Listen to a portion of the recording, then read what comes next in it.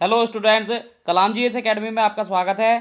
प्यारे विद्यार्थियों, आज है 8 जून और 8 जून से करंट अफेयर के जितने भी महत्वपूर्ण प्रश्न बनेंगे वो हम इस वीडियो में डिस्कस करेंगे। तो आज का हमारा पहला प्रश्न है, हाल ही में पुणे की राष्ट्रीय रसायन प्रयोगशाला ने कोरोना मरीजों के गले से लार नमूना लेने के लिए किस स्वदेशी उपकरण का निर्माण किया? तो इस प्रश्न का सही आंसर है नेसोफोरेंजियल। प्यारे विद्यार्थियों, अन्य महत्वपूर्ण पॉइंटों की अगर बात करें तो रसायन विभाग के वर्तमान में सचिव आर के चतुर्वेदी हैं और हाल ही में आईआईटी रोपड़ के द्वारा बार्ड बोट रोबोट का निर्माण किया गया था। आईआईटी गांधीनगर के द्वारा प्रोजेक्ट आईजैक का निर्माण किया गया था। आईआईटी रुड़की के द्वारा प्राण वायु वेंटिलेटर का निर्माण किया गया था और आईआईटी बॉम्बे के द्वारा क्वारंटाइन ऐप का निर्माण किया गया था। प्यारे विद्यार्थियों, ये सभी वे महत्वपूर्ण पॉइंट हैं जो कि कोरोना से रिलेटेड रहे हैं। तो हमारा नया प्रश्न है, हाल ही में ब्राजील के द्वारा किस संगठन से संबंध तोड़ने के संकेत दिए गए? तो प्यारे विद्यार्थियों, इस प्रश्न का सही आंसर है WHO। तो WHO से अपने संबंध खत्म करने से संबंधित कुछ महत्वपूर्ण तथ्य ब्राजील की ओर से आए हैं। प्यारे विद्यार्थियों, यदि अगर WHO से ब्राजील अपने संबंध खत्म करता है तो ये दुनिया का दूसरा देश बन जाएगा, क्योंकि इससे पहले हाल ही में अमेरिका ने WHO से अपने संबंध समाप्त किए हैं। प्यारे विद्यार्थियों, WHO की अगर बात करें तो इसकी स्थापना 7 अप्रैल 1948 को हुई थी। चलिए आप कमेंट करके बताइए कि विश्व स्वास्थ्य दिवस किस तिथि को मनाया जाता है? WHO का मुख्यालय जेनेवा में है और वर्तमान में इसके अध्यक्ष टेड्रोस अधानोम है। प्यारे विद्यार्थियों, हाल ही में WHO ने हाइड्रोक्सी क्लोरोक्विन के ट्रायल को मंजूरी दी है और यही वो कारण था जिससे कि ब्राजील नाराज है। प्यारे विद्यार्थियों, हाल ही में WHO ने हाइड्रोक्सी क्लोरोक्विन के ट्रायल को रोक दिया था, जिस कारण से ब्राजील में काफ़ी सारे व्यक्तियों की मौत हो गई थी, क्योंकि हाइड्रोक्सी क्लोरोक्विन एक ऐसी दवाई है जो कि कोरोना मरीजों को दी जाती है और इसके रोक लगा देने के बाद ब्राजील के मरीजों को ये दवाई नहीं दी गई। WHO से ही आप याद रखिए, हाल ही में अमेरिका ने WHO की फंडिंग रोक दी है और WHO का सबसे बड़ा फंडर इस समय संस्था बिल एंड मेलिंडा गेट्स हो गई है। प्यारे विद्यार्थियों, हाल ही में डॉक्टर हर्षवर्धन को कार्यकारिणी बोर्ड का अध्यक्ष बनाया गया है WHO का। हाल ही में WHO ने सीड्स संस्थान जो कि दिल्ली में है उसको विश्व तंबाकू निषेध पुरस्कार 2020 से सम्मानित किया है। तो हमारा नया प्रश्न है, हाल ही में भारत और किस देश के बीच सीमा विवाद निपटाने के लिए एक उच्च स्तरीय चर्चा हुई? तो इस प्रश्न का सही आंसर है चीन।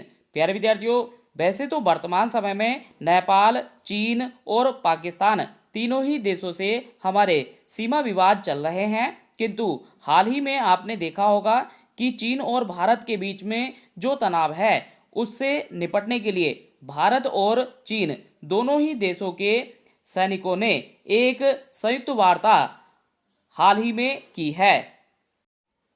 चलिए आप मुझे कमेंट करके बताइए कि वह कौन सा स्थान है जिसको लेकर के भारत और नेपाल दोनों देशों के बीच में विवाद बना हुआ है।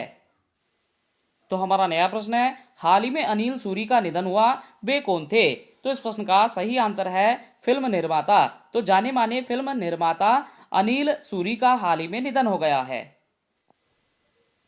प्यारे विद्यार्थियों, हाल ही में महत्वपूर्ण निधन की अगर बात करें तो ये सभी वो महत्वपूर्ण नाम हैं जिनसे प्रश्न आपका पता किया जा सकता है। तो प्यारे विद्यार्थियों, इन सभी महत्वपूर्ण तथ्यों का आप स्क्रीनशॉट भी ले सकते हैं। तो हमारा नया प्रश्न है, हाल ही में रूसी भाषा दिवस किस तिथि को मनाया गया?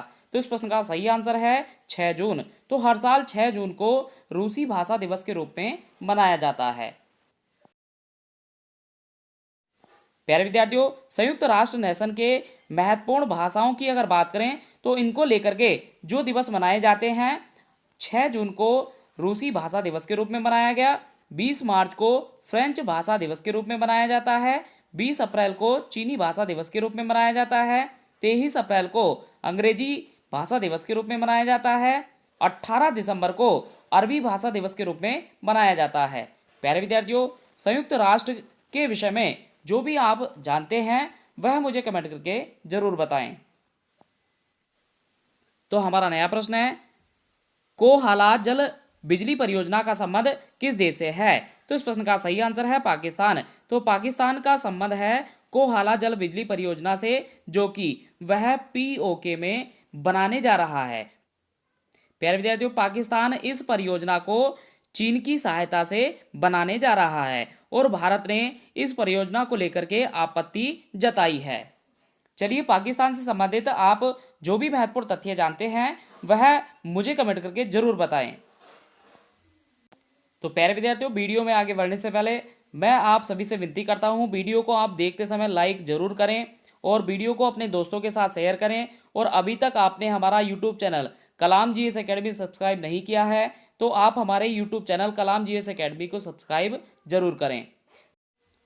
तो हमारा नया प्रश्न है, हाल ही में Delhi land and finance limited का अध्यक्ष किसे चुना गया?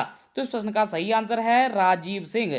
प्यारे विद्यार्थियों, राजीव सिंह हाल ही में Delhi land and finance limited के अध्यक्ष चुने गए हैं, जो कि कुशल पाल सिंह का स्थान लेंगे।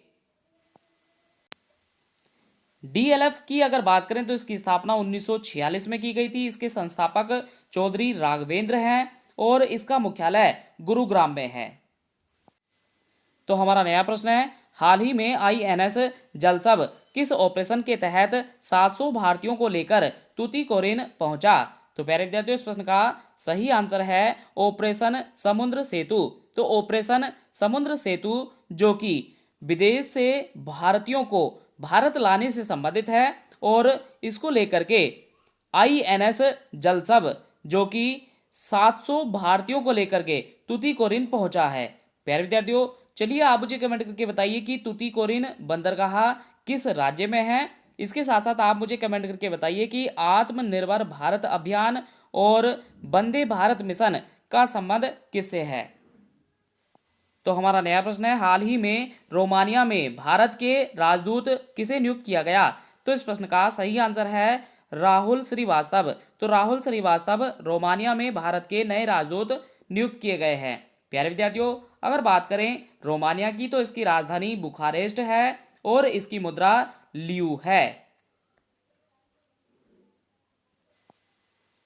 प्यारे विद्यार्थियों, महत्वपूर्ण राजदूतों की अगर बात करें तो रवीश कुमार की नियुक्ति फिनलैंड में की गई है। सुशील कुमार सिंघल की नियुक्ति पापुआ न्यू गिनी में की गई है। दीपक मित्तल की नियुक्ति कतर में की गई है। पीके नायर की नियुक्ति नाइजर में की गई है।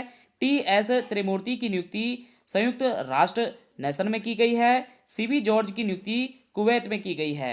चलिए आप मुझे कमेंट करके बताइए कि वर्तमान समय में नेपाल में भारत के राजदूत कौन हैं।